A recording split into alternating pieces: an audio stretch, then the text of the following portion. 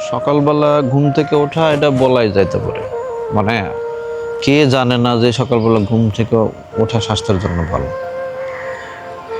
সবাই কিন্তু জানে।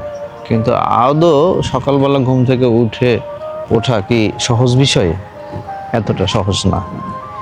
এই যে বাতাস, সকালের এই বাতাসটা গ্রহণ করা সবার জন্য কিন্তু হয় না, সবাই নিতেও পারে না। আপনি যতই বলেন না কেন, অনেক মানুষকে আমরা দেখেছি মুখে বলে যে আপনি সকালে ঘুম থেকে উঠুন, এটা স্বাস্থ্যের জন্য ভালো, কিন্তু তার খবর নিয়ে দেখেন যে সে 8টা 9টার আগে ঘুম থেকে ওঠে।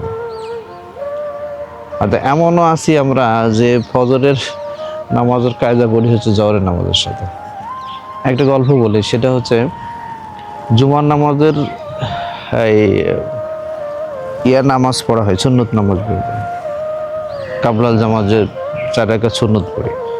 তো সুন্নত পড়ার শেষ হয়ে গেছে এমন এমন অবস্থায় যে একটা লোক মসজিদে ঢুকছে এবং তাড়াহুড়ো করে 2 রাকাত নামাজ পড়তেছে। এখন হুজুর একটু অপেক্ষা করছেন তার জন্য, ওই তার 2 রাকাত শেষ হওয়ার পরে জিজ্ঞেস করলেন, আচ্ছা ভাই আপনি এই যে এখন যে 2 রাকাত নামাজটা পড়লেন, এটা কিসের নামাজ পড়লেন? উনি বললেন যে ভাই আমি ফজরের কায়দা নামাজটা পড়ছি। এই হচ্ছে আমাদের অবস্থা। মুখে আমরা এক, কিন্তু কাজের বেলায় পুরোটা ভিন্ন। আচরণগত থেকে শুরু করে সব দিক থেকে কিন্তু একটু ভিন্ন হয়ে থাকে।